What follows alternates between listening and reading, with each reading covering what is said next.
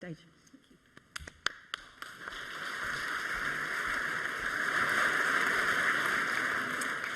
Good morning, everyone. It's an absolute privilege to be here. Your Royal Highness, ladies and gentlemen, thank you.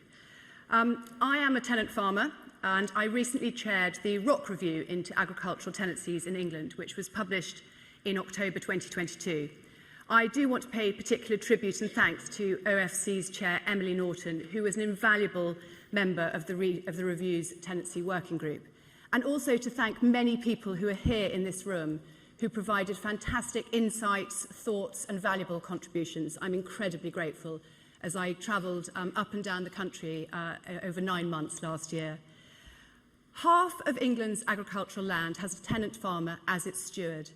It's in order to produce quality food, sequester carbon, clean our rivers and restore wildlife. It is essential that the incentives to do this are accessible to tenant farmers. The Rock Review, built on solid evidence and extensive consultation, sets out clearly how this can be done. Historically, the concepts and practices that form the basis of our understanding of regenerative agriculture have always been writ large within tenancy agreements. Whether it is about the protection and maintenance of permanent pastures, the requirements to use rotations, the management of hedgerows, the applications of manures, the use of cover crops, and ensuring the health of soils, you will find clauses in tenancy agreements which provide the basis upon which landlords and tenants can work together to achieve these private and wider public benefits. However, in many cases, taking on these actions can result in a yield penalty or have associated costs that a business has to swallow. We therefore need a modern take on those clauses that will reward good stewardship of the natural capital of a farm for the benefit of all. The positive benefits of moving to and operating a regenerative system can take many years, certainly more than the average length of FBTs, which is now less than 4 years. The new Sustainable Farming Incentive is meant to support farmers to make this transition. However, what a scheme cannot do is to lengthen the terms of a tenancy, meaning tenant farmers have to work within their existing tenancy structure. So let's discuss that structure. In the post-war era up to the mid-1990s, agricultural tenancy legislation provided tenants with lifetime security and, in some cases, security for 3 generations. This security of tenure enabled tenants to take a long-term view of their businesses and actively invest in their farms, including the natural capital of the holding. However, the proliferation of what became known as the Gladstone versus Bauer tenancies that let land for fixed terms for up to 2 years, and ministry consent tenancies, which provided security for up to 5 years, meant that the pendulum swung towards shorter-term agreements. This short-term approach was then cemented by the introduction in 1995 of the Agricultural Tenancies Act, which brought farm business tenancies into being. Whilst the 95 Act did provide freedom of contract, given the scarcity of land available to let in comparison to the demand, rents have been exposed to market volatility and landlords virtually have free rein to determine the terms under which land is let. Unfortunately, the extent to which the flexibility of the legislation is used today has become far too narrow, a fact recognised by many in the industry and by government. This can be seen most clearly in the short security of tenure now afforded to tenants. Over the last nearly 30 years, the average length of an FBT agreement has never been much above 4 years. Today, it currently stands at just above 3 years. An inevitable impact of this is that a tenant farmer's planning horizon shortens to match their shorter tenancy. Even when agreements are assumed to roll over on a year-to-year basis, there is no guarantee of continued occupation into the long term. A landlord can serve a notice to quit at any time. Sadly, this has consequences for the management of the natural capital assets of the holding. So even if a tenant wants to take actions to move to a regenerative system, they are not incentivised to do so within a short-term planning horizon. They need a long-term view. The Rock Review also found that the 95 legislation has impacted the ability and the desire of a tenant farmer to invest on the holding, as they did under the 1986 legislation. So what is the solution to ensure that tenanted land is fit for a regenerative future? We need to move to a state where agricultural tenancy is characterised by long-term agreements, with landlords and tenants working collaboratively for their wider and mutual benefit. In the same way that post-war legislation changed the structure of agricultural tenancies to suit the changing needs of society, we now find ourselves going through another societal change. The recognition of climate and biodiversity crises and the changes to government payments means that we must seriously consider further structural changes so that the tenanted land can play its role in a regenerative future. In the Rock Review, we found evidence of good practice where landlords and tenants were working together collegiately and collaboratively with benefits to the wider environment. However, sadly, this was more the exception rather than the norm. Too often, we found an overly short-term, commercial and acerbic approach to the management of tenanted estates. In response, the review has provided a set of recommendations. The Minister referred to them as, I think, over 80, 74 actually, that seek to champion what we found as good practice and to nudge all parties, landlords, tenants, land agents and government, towards the better practice that we all need. Much of the focus of the review is on how DEFRA needs to design the environmental land management schemes to ensure that tenant farmers can participate fully. It was pleasing to see ministers take on board and implement some of our early thinking and recommendations.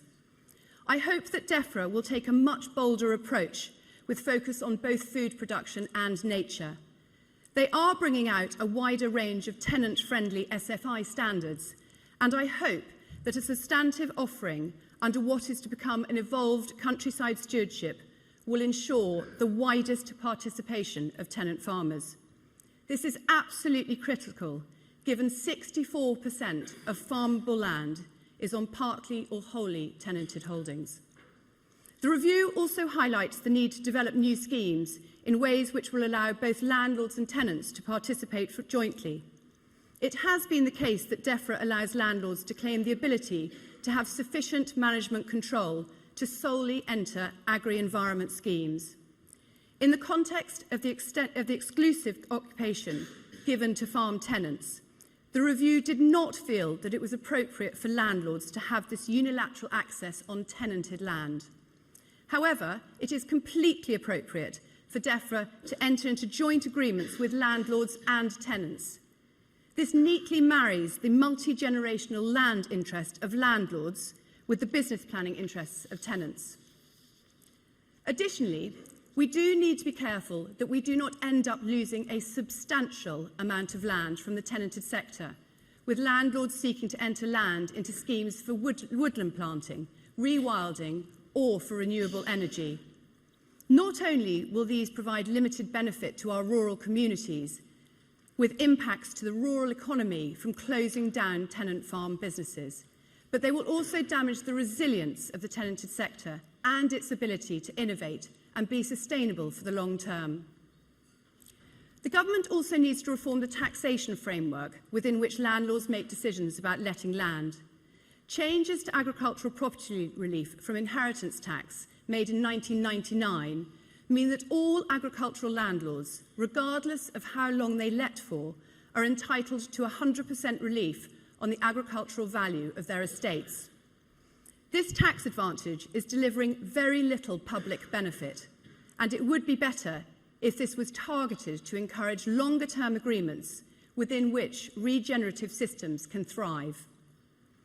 To achieve the radical refocusing of attention on long-term sustainability and improved collaboration, particularly for the land agent community, the review proposes the establishment of a tenant farming commissioner who will have responsibility to develop and oversee a code of good practice for use within the landlord-tenant system and to challenge DEFRA and other parts of government to ensure that regulations, legislation and policies are cognizant and relevant to the issues impacting the tenanted sector.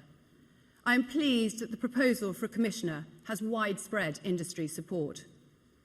Of course, structural changes will require some changes in legislation, and the review recommends that DEFRA engage the Law Commission to investigate further. A particular issue highlighted is with the rules of good husbandry, which underpin both the legislative codes for agricultural tenancies in England and in Wales. These rules were written in the immediate post-war period and require that tenants farm their holdings to maximise the efficiency of their production. There is no mention of wider environmental considerations, so issues of sustainability and regeneration need to be built into that underpinning legislation. The review sadly heard of situations where these rules have been used as leverage against tenant farmers who were building environmental considerations into their farm management decisions. Furthermore, the review heard from many industry voices that the definition of agriculture needs to be revisited. This is important not just for the management of agricultural tenancies, but the way in which agricultural land is taxed. We need to ensure that issues around biodiversity, management of carbon and other ecosystem services in the context of using land for food production and for nature become part and parcel of a new definition of agriculture. It is very important here that we are talking about the farmed environment. Care needs to be taken on the definition, as if it is extended too widely, it could lead to issues around food production and food security. The review is now sitting on ministerial desks of not just DEFRA, but also 10 Downing Street, Treasury, DLUC and other government departments, and we await the government's response. I am pleased to see that the Welsh Government have launched their own tenancy working group, and I'd be delighted to share with them our insights and conclusions. Ladies and gentlemen, we all have a role to play to ensure the sustainability of the agricultural tenancy sector and its ability to engage with and deliver the principles of regenerative farming. Our nation's tenant farmers are of vital importance to our rural communities and to our rural economy. With some changes, they will be especially well placed to deliver the regenerative approach demanded by today's society and the society of tomorrow. But we will need everyone to play their part in making this not just an ambition, but a reality. Thank you.